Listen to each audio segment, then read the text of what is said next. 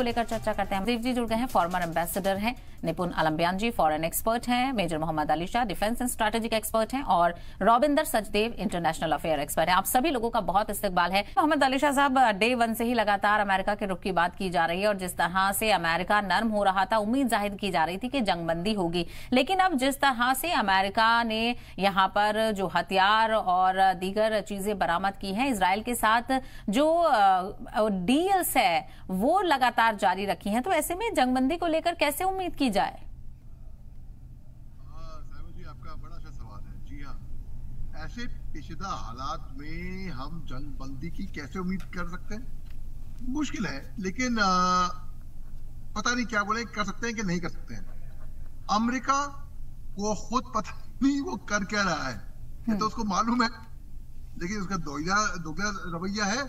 जैसे कि अम्बेसडर साहब ने बताया, वो हिंदुस्तान को कुछ कहता है, वहां पे पाकिस्तान की मदद करता है।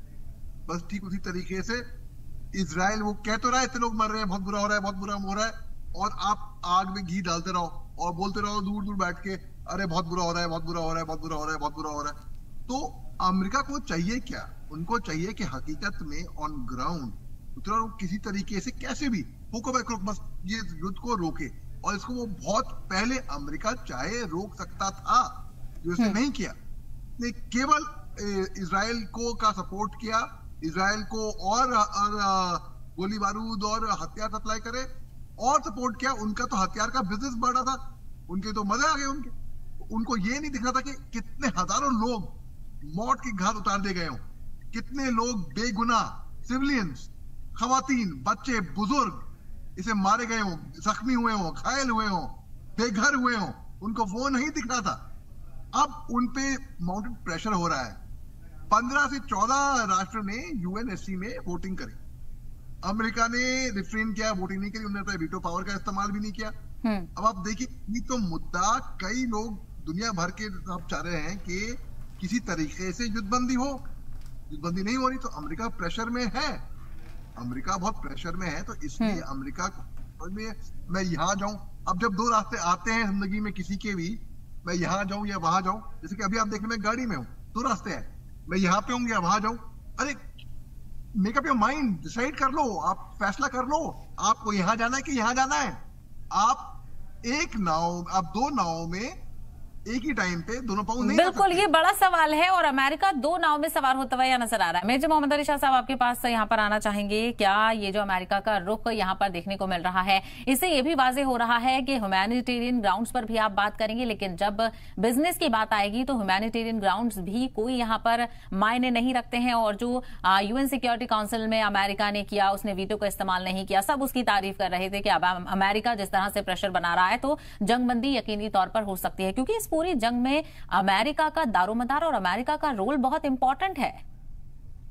बिल्कुल, ये बहुत ही इंटेलिजेंट सवाल किया है आपने साहिबा जी। देखिए, अमेरिका की ने वीटो पावर का इस्तेमाल नहीं किया। अमेरिका ने यूएनएससी की मीटिंग में, और बहुत सारे लोग तारीफ कर रहे थे, कह रहे भाई हाँ, अमेरिका ने का जमीन जागा है या कुछ हुआ है कि अमेरिका अभी सपोर्ट नहीं करेगा इजराइल की। और अमेरिका ने ये साफ कर दिया था इजराइल को कि अगर उन्हें रफा पे हमले करे तो अपना सपोर्ट वो विड्रॉ कर लेगी अमेरिका ने इजराइल को बढ़ावा दिया, और इस हद तक आ गया इजराइल कि इजराइल भी अमेरिका को उनकी बात नहीं मान रहा था, बल्कि जो अमेरिकन के रिप्रेजेंटेटिव हैं, उन्होंने बोला है कि कुछ एक ऐसी कंडीशन लगाई गई थी जिससे वो रजामंदी नहीं थी उनकी अमेरिका की।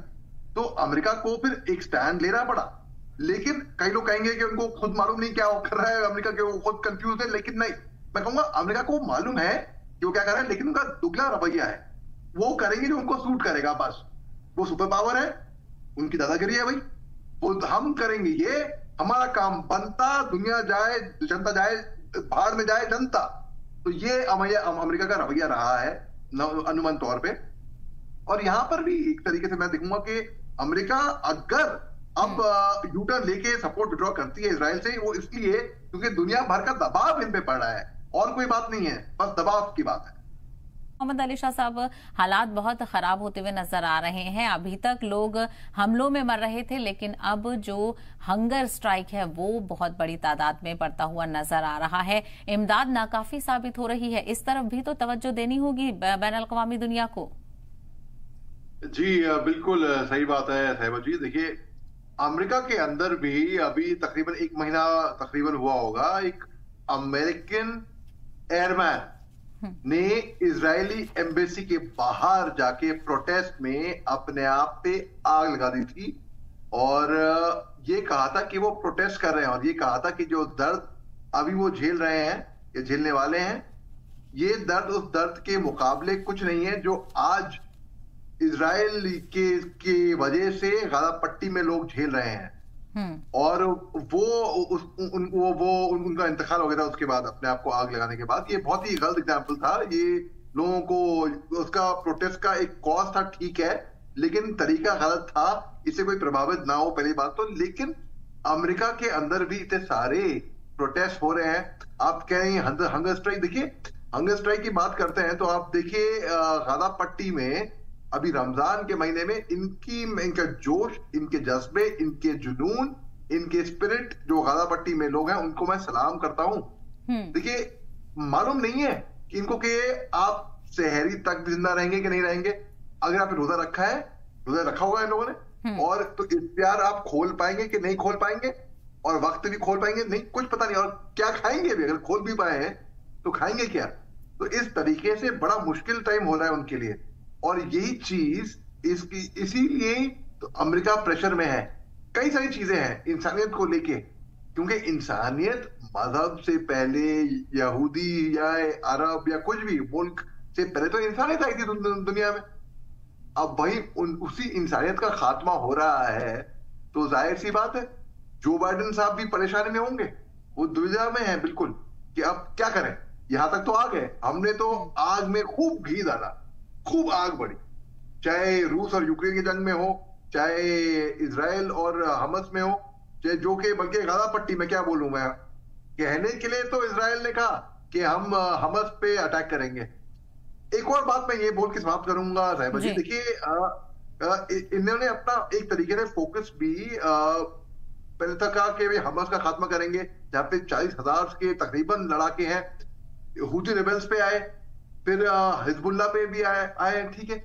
लेकिन अभी की बात है, आज की खबर है, हिंदुस्तान की नेवी ने बड़ा अच्छा काम किया है। हमने अरेबियन सी और रेड सी में आज की तारीख में जब हम बात कर रहे हैं, 5,000 इंडियन नेवल पर्सनल ऑपरेशन में डिप्लॉयड है, 800 से ऊपर ज्यादा फ्लाइंग टाइम ऑपरेशंस के ऊपर। तो हमने एक ऐसी ईरानियन वेसल 786 को हमने, उसके अंदर पाकिस्तानी भी सवार थे, उनको रिहा किया है। और जो कि हिंदुस्तान का दावा यह है कि आज तक कोई भी हिंदुस्तान की वेसल पे टच वुड किसी ने हमला नहीं किया है, चाहे रेड सी हो। तो ये हिंदुस्तान का बिल्कुल कहीं ना कहीं ये चीजें अपने आप में काबिल तारीफ है। तो दूसरी तरफ जो वहां पर लोग हैं, उनके जज्बे को भी लगातार सलाम किया जा रहा है। मोहम्मद अली शाह साहब, आपका आखिरी रिएक्शन इस मामले को लेकर? जी, इस मामले को लेकर मेरा आखिरी रिएक्शन ये होगा कि मैं उम्मीद कर रहा था 10 मार्च से पहले पहले जंग रुक जाती, युद्धबंदी हो जाती, हुई नहीं, अब भी नहीं हुई। अब अमेरिका ने वीटो पावर का इस्तेमाल नहीं किया यूएनएससी में। ये कब रुकेगी?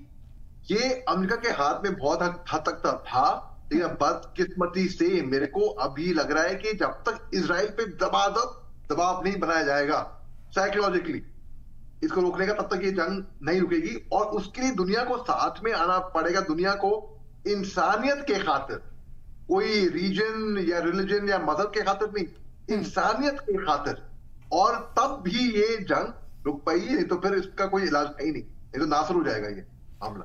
बिल्कुल कहीं ना कहीं उम्मीद लगातार यही है कि जंगबंदी को लेकर कोई तो राह यहां पर हमवार हो सके, क्योंकि लगातार मासूम लोगों की जान जा रही है और भुखमरी की कगार पर लोग पहुंच चुके हैं। और जिस तरह के मंजर आम पर तस्वीरें आ रही हैं, हालात आ रहे हैं, वो कहीं ना कहीं अफसोसकुन है और दुनिया तमाशाई बनी हुई नहीं रह सकती है। इस पर बात करनी जरूरी हो जाती है। आप सभी मेहमानों का बहुत शुक्रिया इस चर्चा में शामिल होने के लिए, अपना कीमती वक्त देने के लिए।